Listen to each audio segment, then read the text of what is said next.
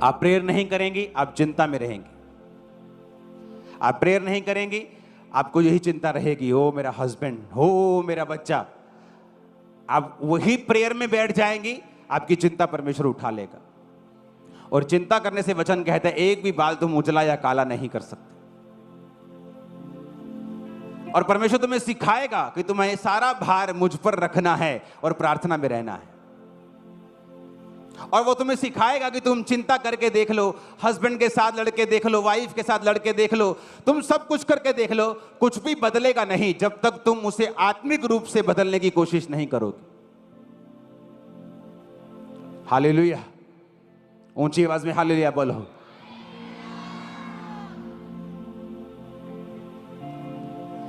पहला शमूएल 17 उसकी 31 से 51। दाऊद की बातों की जब चर्चा हुई तो शाऊल को सुनाई गई और उसे बुलवा भेजा। तब दाऊद ने शाऊल से कहा, किसी मनुष्य का मन गोलियत के कारण कच्चा ना हो, तेरा दास जाकर उस पलिश्ती से लड़ेगा। शाऊल ने कहा, तू जाकर उस फिलिस्ती के विरुद्ध युद्ध नहीं कर सकता, क्योंकि तू लड़का है और वो लड़कपन से ही योद्धा है।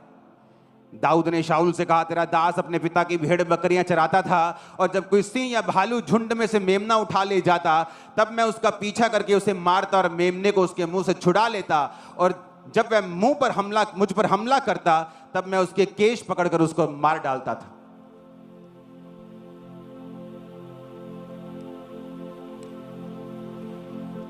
आगे पढ़ेंगे उसको। तेरे दास ने सिंह भालू दोनों को मारा है, और यह खतना रहित पलिश्ती उनके समान हो जाएगा, क्योंकि उसने जीवित परमेश्वर की सेना को ललकारा है। फिर दाऊद ने कहा, यहोवा जिसने मुझे सिंह और भालू दोनों के पंजों से बचाया है, वह मुझे उस पलिश्ती के हाथ से भी बचाएगा। शाऊल ने दाऊद से कहा, जा, यहोवा तेरे संग रहे।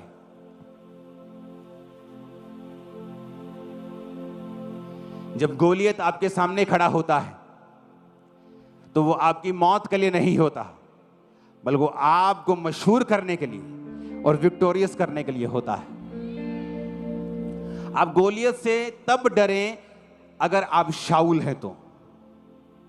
अगर आप दाऊद हैं तो गोलियत से ना डरें। शाऊल जिसको ये परवाह नहीं थी कि परमेश्वर मेरे बारे में क्या सोचता है। जब शमूएल ने कहा यहोवा ने राज छीन लिया, तो कहता नीचे चल, लोग क्या कहेंगे।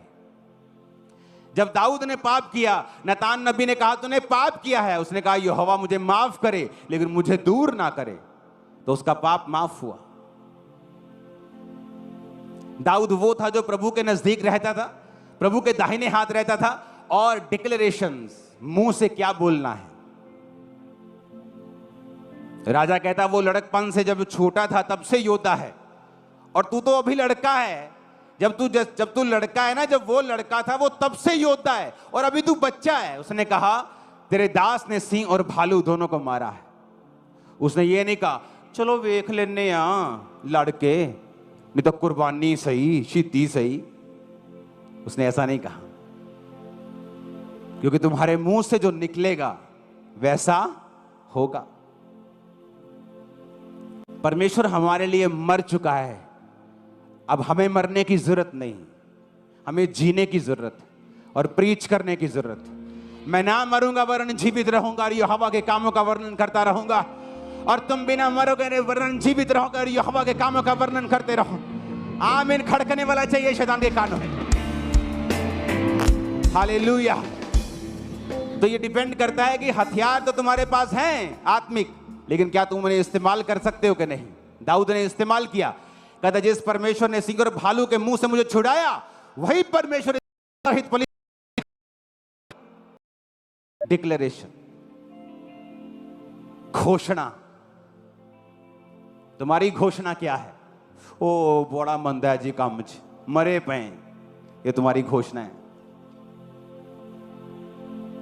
बहुत दुखी है जी, इकोनॉमी बड़ी खराब है देश दी, ये तुम्हारी घोषणा है। जाओ इतिहास पढ़ लो, इतिहास।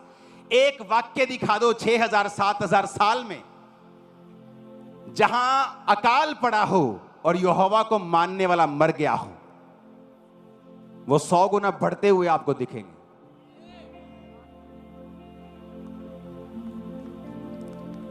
जो परमेश्वर के सच्चे दास और नबी थे, इजाबेल जैसी गंदी रानी कोई नहीं हुई, उनके टाइम पर भी परमेश्वर उन्हें अन्न जल देकर गुफाओं में संभालता रहा है।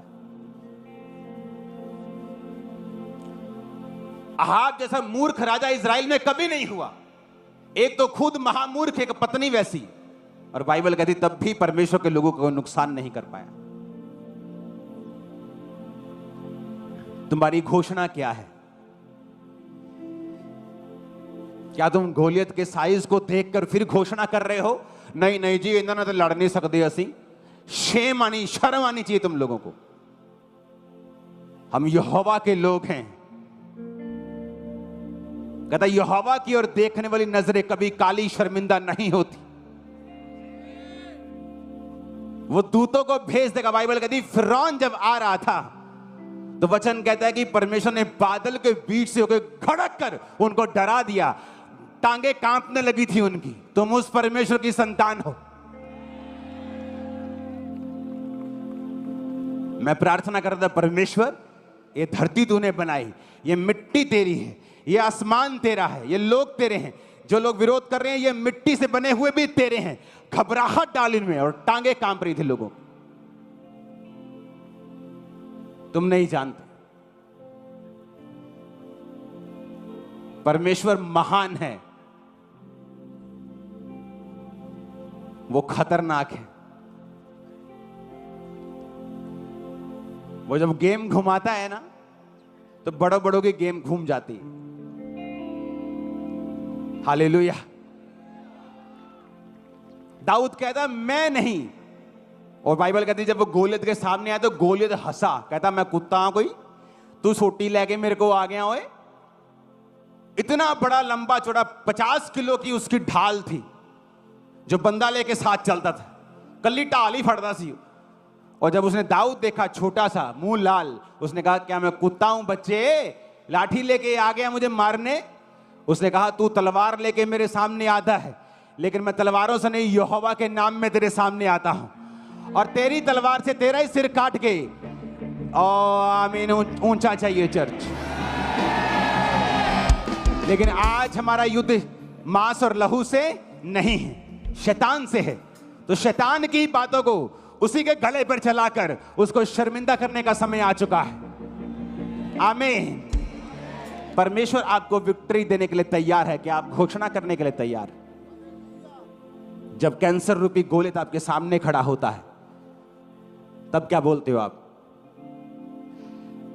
जब गरीबी रूपी गोलियत आपके सामने खड़ा होता है, तलाक रूपी गोलियत आपके सामने खड़ा होता है, स्ट्रेस रूपी, डिप्रेशन रूपी गोलियत आपके सामने खड़ा होता है, जब आपको मालूम होता है कि संसार में, दुनिया में, मेडिकल साइंस में इसका कोई इलाज नहीं है, जब ऐसी बीमारी आपके सामने खड़ी होती, आपके मुंह से क्या निकलता है ये मायने रखता है। चर्च ऊंची आवाज में हालेलुया बोलो। अपने पड़ोसी को बोलो घोषणा कर। फिर से बोलो ऊंची आवाज में, फिर से बोलो ऊंची आवाज में।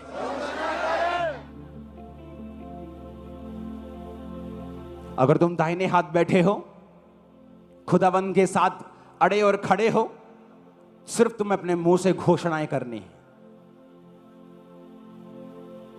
परमेश्वर डरा देगा, मैं बता रहा हूं शैतान को, बीमारी को गिरा देगा, तुम्हारी घुटनों पे ला देगा उसको। करके देखो ऐसा, और साथ में प्रार्थना करते रहो, साथ में घोषणा करते रहो। हालेलुया। गोलियत को मारने के लिए आर्मी की जरूरत नहीं पड़ी, एक पत्थर उसके माथे पे लगा और मर गया। वो पत्थर क्या था? बाइबल कहती है हमारा रॉक यीशु मसीह। वचन आपका सबसे बड़ा डिफेंस है, सबसे बड़ा। अगर विपरीत परिस्थितियों में कौन लोग घबराते हैं? जिनके पास वचन नहीं होता। हवाइयां उड़ी होती उनके चेहरों की, क्योंकि उनका डिफेंस वचन नहीं। ना वो वचन पढ़ते हैं, ना वो प्रार्थना करते हैं। वो चलते हैं बहाव के हिसाब से, इधर बहाव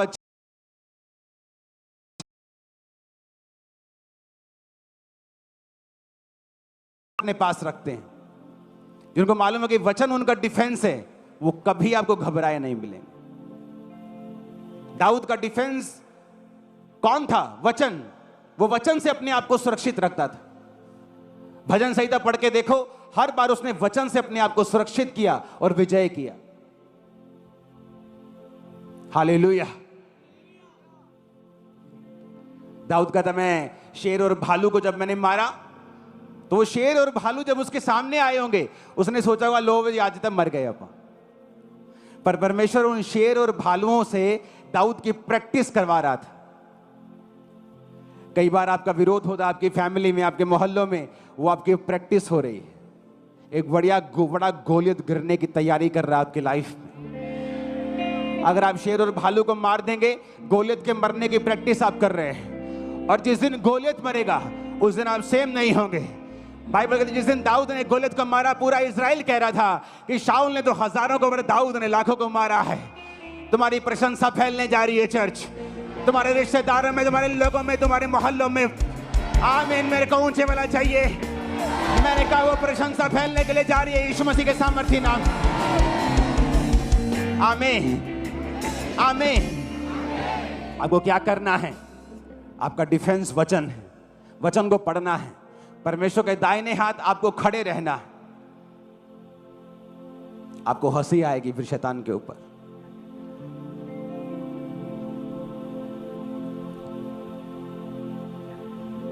जिस व्यक्ति ने प्रभु के साथ पंगा लिया है, कुछ दिनों के बाद उसकी हालत देखना तुम। परमेश्वर उन्हें हंसी का पात्र बना देगा। मेरी बात नोट करना।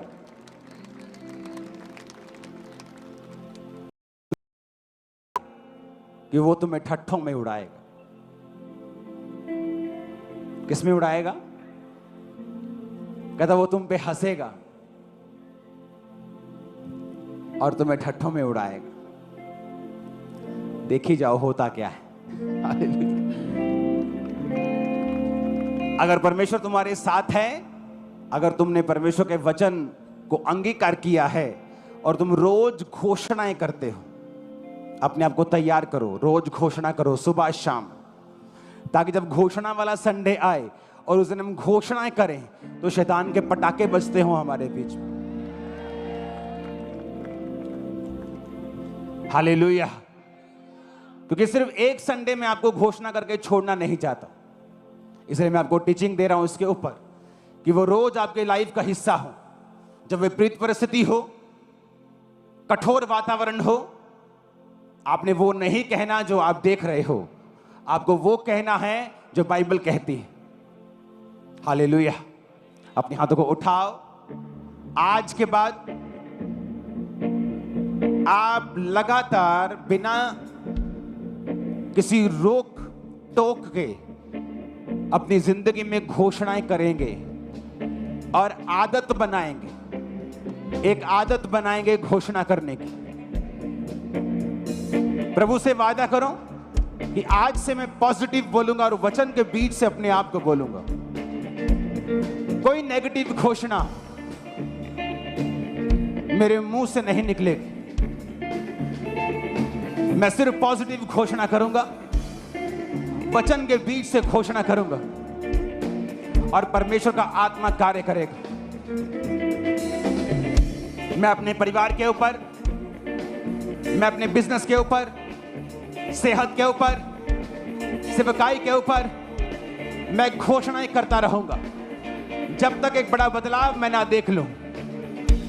मैं घोषणाएं करता रहूंगा अपनी जिंदगी के ऊपर जब तक एक बड़ा बदलाव मैं ना देख लूं। आज से मेरा जीवन घोषणाएं करने वाला होगा। यीशु मसीह के सामर्थ्य नाम में आमीन। चाहे बरकत तुम्हारी।